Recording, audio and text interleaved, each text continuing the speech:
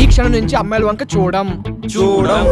వాళ్ళెంతమంది రెచ్చగొట్టినా రెచ్చిపోము.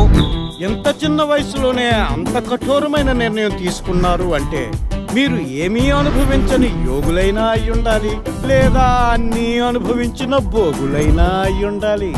మేం యోగులం కాదు, భోగులం కాదు స్వామి, బోకులం.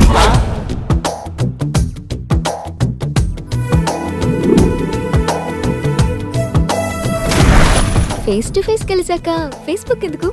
దీనే కంటిన్యూ చేద్దాం. నేను సిటీకి కొత్త.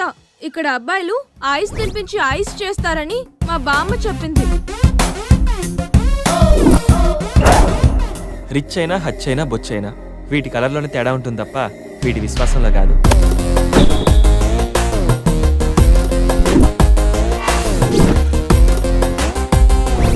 మీరు ఓకే అంటే మీతో లైఫ్లో సెటిల్ అయిపోతాను.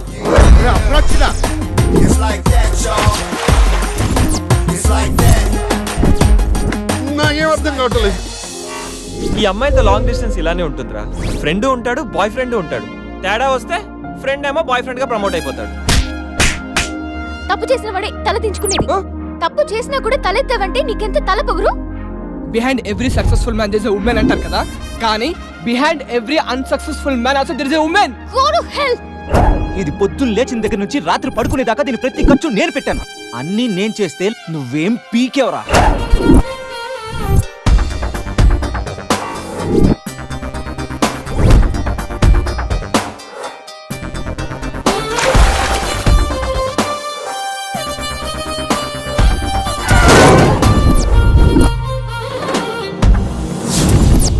సన్యాసులకి సన్నాసులకి తేడా ఏంటి స్వామి?